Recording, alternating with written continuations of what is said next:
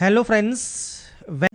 आज के इस वीडियो में हम बात करेंगे joint territorial army as an officer का ऑनलाइन फॉर्म 2025 आप कैसे अप्लाई कर सकते हैं। इसके स्टेप बाय स्टेप प्रोसेस के बारे में हम बात करेंगे इस वीडियो में।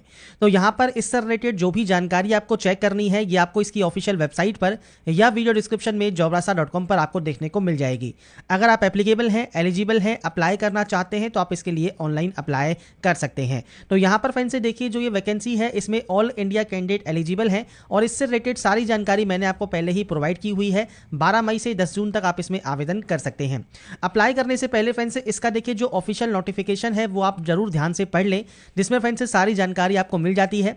इसमें फ्रेंड्स आपका ग्रेजुएट होना जरूरी है, साथ में फ्रेंड्स गेनफुली एम्प्लॉयड होना भी जरूरी है अप्लाई करने के लिए।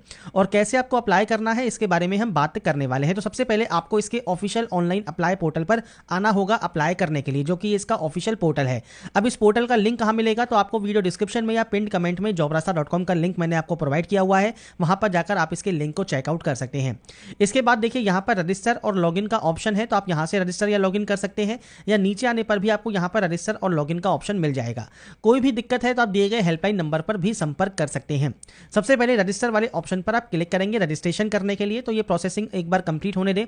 इसके बाद फ्रेंड्स यहां पर देखिए आपको देना होगा सबसे पहले आपके जो एप्लीकेंट नेम है वो आपको पूरा नाम आपको यहां पर एंटर करना होगा आपकी मैट्रिकुलेशन या 10 की मार्कशीट के अकॉर्डिंग। इसके बाद है आपका 10 डिजिट का मोबाइल नंबर और आपकी मेल आईडी। तो आपका मोबाइल नंबर और मेल आईडी आपको एक्टिव एंड वैलिड यहां पर देना होगा, क्योंकि इन पर एक ओटीपी आती है। तो ये एंटर करने के बाद यहां पर है जनरेट ओटीपी, आप यहां से ओटीपी को जनरेट कर लेंगे। तो फ्रेंड्स ओटीपी जनरेट करने के बाद फ्रेंड्स आपके रजिस्टर मोबाइल नंबर पर एक ओटीपी आती है, वो ओटीपी आपको यहां पर देनी होगी और उसके बाद इसे वैलिडेट करना होगा। ओटीपी वेरीफाई होने के बाद आप सिंपली आई एग्री करेंगे और यहाँ पर फ्रेंड्स जो ये कैप्चा कोड दिया गया है, ये कैप्चा कोड पर फिल करने के बाद आप री-वेरीफाई वाले ऑप्शन पर क्लिक करेंगे। अब री-वेरीफाई करने पर 3 ऑप्शंस आपके सामने आते हैं, नाम, मोबाइल नंबर, मेल आईडी। आप यहाँ पर इन ऑप्शंस को टिक करेंगे कि जानकारी बिल्कुल सही है और उसके बाद यहाँ से सबमिट कर देंगे। अब सबमिट करने के बाद आपका देखिए जो रजिस्ट्रेशन है वो कंप्लीट हो जाएगा, रजिस्ट्रेशन नंबर आपको मिल जाएगा। अब यहाँ पर है गो टू एप्लीकेशन, आप इस ऑप्शन पर क्लिक करेंगे। इसके बाद आपका देखिए जो फॉर्म है वो अब स्टार्ट हो जाएगा। अब आपको जो सबसे पहले प्रोसेसिंग है ये प्रोसेसिंग आपको कंप्लीट होने देना है। प्रोसेसिंग यहाँ पर कंप्लीट हो जाएगी। अब इन 4 स्टेप में आप इस अपने फॉर्म को कंप्लीट करेंगे। तो सबसे पहले फ्रेंड्स यहाँ पर जेंडर ऑप्शन है, जेंडर सेलेक्ट कर लीजिएगा। इसके बाद डेट ऑफ बर्थ ऑप्शन है, तो आपको फ्रेंड्स इस कैलेंडर पर क्लिक करना है। आपका फ्रेंड्स जो भी डेट ऑफ बर्थ है वो आप यहाँ पर इस कैलेंडर के माध्यम से सेलेक्ट कर सकते हैं। आपका एज क्राइटेरिया काउंट होकर आ जाएगा। नेशनलिटी सेलेक्ट कीजिए। अगर आपने फ्रेंड्स यहाँ पर नंबर ऑफ अटेम्प्ट आपको बताना है, अगर आपने फ्रेंड्स से पहले कोई अटेम्प्ट दिया है तो आप जानकारी प्रोवाइड कर सकते हैं, नहीं दिया है तो आप सिंपली 0 की एंट्री कर देंगे।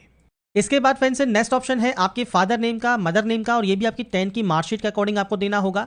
आपका मैरिटल स्टेटस क्या है, आपका रिलीजन क्या है वो आपको देना है, और आपका जो भी नियरेस्ट रेलवे स्टेशन लगता है उस रेलवे स्टेशन का नाम आपको देना है। ये बेसिक जानकारी है जो कि आपको फिल करनी होगी। इसके बाद है टेस्ट सिटी प्रेफरेंस। तो यहाँ पर सबसे पहले स्टेट का ऑप्शन रहेगा, आप स्टेट सेलेक्ट करेंगे और यहाँ से फ्रेंड्स आप जो भी टेस्ट सिटी लेना चाहते हैं वो टेस्ट सिटी आप अपने अकॉर्डिंग यहाँ पर चूज कर सकते हैं। तो यहाँ पर फ्रेंड्स आपको देखिए जो सेंटर्स है वो आपको यहाँ पर 5 सेंटर्स चूज करने का जो ऑप्शन है वो आपको मिलेगा, और ये 5 ही आपको यहाँ पर मैंडेटरी है। तो आपको ये सारे के सारे ऑप्शन को आपको यहाँ पर सेलेक्ट करना ही है। तो आप यहाँ पर आपके अकॉर्डिंग जो भी सेंटर्स की प्रेफरेंस आप देना चाहें वो आप दे सकते हैं। इसके बाद नीचे आता है गेनफुली एम्प्लॉयड, ये होना जरूरी है, तो आप यहाँ पर यस करेंगे। अब आता है नेचर ऑफ एम्प्लॉयमेंट। अगर देखिए आप सेंट्रल गवर्नमेंट में अगर आप वर्किंग है या यूनियन टेरिटरी गवर्नमेंट में वर्किंग है तो अपने डिपार्टमेंट का नाम और एड्रेस आपके डिपार्टमेंट का वो आप दे सकते हैं। स्टेट गवर्नमेंट या सेमी गवर्नमेंट में है या प्राइवेट सेक्टर में है या आप फ्रेंड्स सेल्फ एम्प्लॉयड हैं या आप रेगुलर आर्मी या नेवी एयरफोर्स में है। अब देखिए रेगुलर नेवी या आर्मी या एयरफोर्स में है तो आप यहाँ पर एलिजिबल नहीं होंगे अप्लाई करने के लिए, क्योंकि नोटिफिकेशन को भी अगर आपने ध्यान में पढ़ा होगा तो यहाँ पर भी देखिए एक नोट सेक्शन मिलता है कि ये कैंडिडेट एलिजिबल नहीं है। तो आपको फ्रेंड्स यहाँ पर ये जो ऑप्शन दिए गए हैं 4, इनमें से जो भी ऑप्शन आपका है वो आप सेलेक्ट कर सकते हैं। जैसे मान लीजिए सेल्फ एम्प्लॉयड है तो आपके डिपार्टमेंट का नाम, मतलब आपकी जो भी ऑफिस है उसका नाम दे सकते हैं, ऑर्गेनाइजेशन का नाम दे सकते हैं, और उसका एड्रेस, पूरा एड्रेस आप यहाँ पर दे सकते हैं। इसके बाद आप सेव एंड नेक्स्ट करेंगे। इसके बाद फ्रेंड्स नेक्स्ट ऑप्शन आता है कम्युनिकेशन डिटेल्स का। कम्युनिकेशन है आपके एड्रेस का। बेसिकली यहाँ पर पहला ऑप्शन जो होता है वो होता है प्रेजेंट एड्रेस का, मींस कॉरेस्पॉन्डेंस एड्रेस, जहाँ से आप पत्राचार करना चाहते हैं। पूरा एड्रेस दीजिए, यहाँ से कंट्री सेलेक्ट कीजिए। इसके बाद जो भी आपका स्टेट है वो स्टेट आप सेलेक्ट कर लीजिए। आपका डिस्ट्रिक्ट कौन सा है वो आपको सेलेक्ट करना है, पिन कोड देना है। अगर ये सेम होगा तो आपको यहाँ पर यस पर क्लिक करना है। देखिए कॉपी हो जाता है, अलग अलग है तो आप नो पर एंट्री करके अलग अलग एंट्री कर सकते हैं। परमानेंट जहाँ के आपके डॉक्यूमेंट्स होते हैं और प्रेजेंट में आप जहाँ पर रहते हैं कॉरेस्पॉन्डेंस एड्रेस वो होता है। तो एड्रेस आपको आपके अकॉर्डिंग एंटर करना होगा। इसके बाद फ्रेंड्स नेक्स्ट ऑप्शन है अब आपके क्वालिफिकेशन एंड एक्सपीरियंस का। तो देखिए ग्रेजुएट क्वालिफिकेशन यहाँ पर मैंडेटरी होती है। तो सबसे पहले 10th है, 10th में आपको देना है आपके बोर्ड का नाम। इसके बाद आपका ईयर ऑफ पासिंग है, मतलब आपने इसको कब पास किया है, आप अपनी जानकारी प्रोवाइड करेंगे।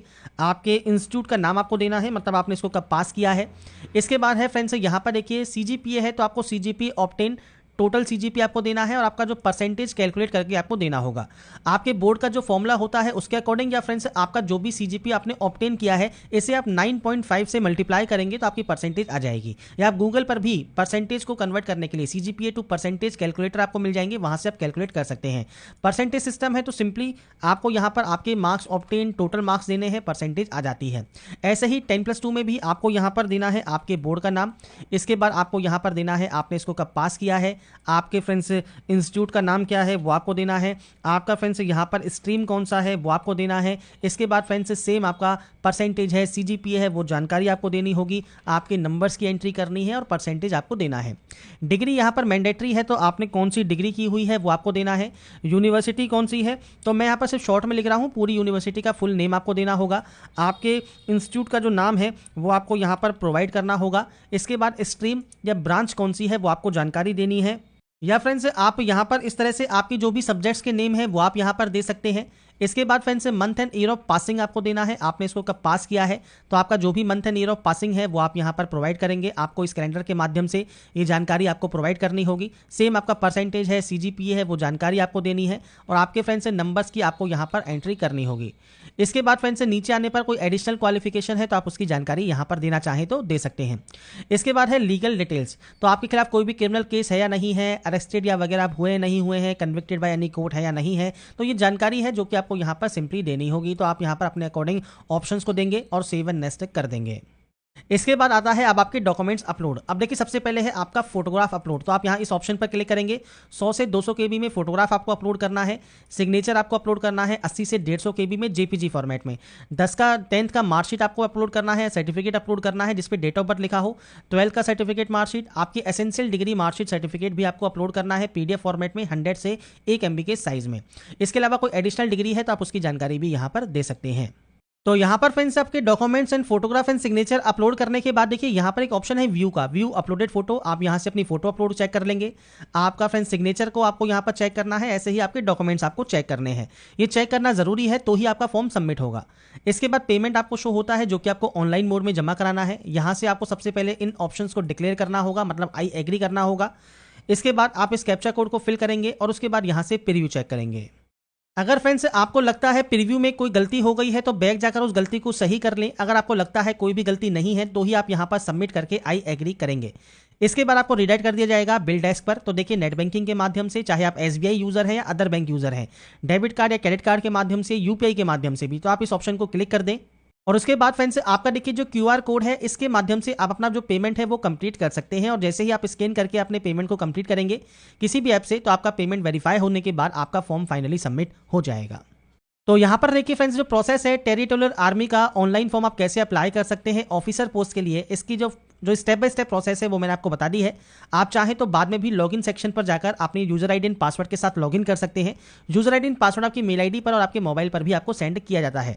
तो यहाँ पर जो भी जानकारी मैंने आपको प्रोवाइड की है, अगर आपको ये पसंद आई है तो लाइक सब्सक्राइब इनसे जरूर कीजिएगा।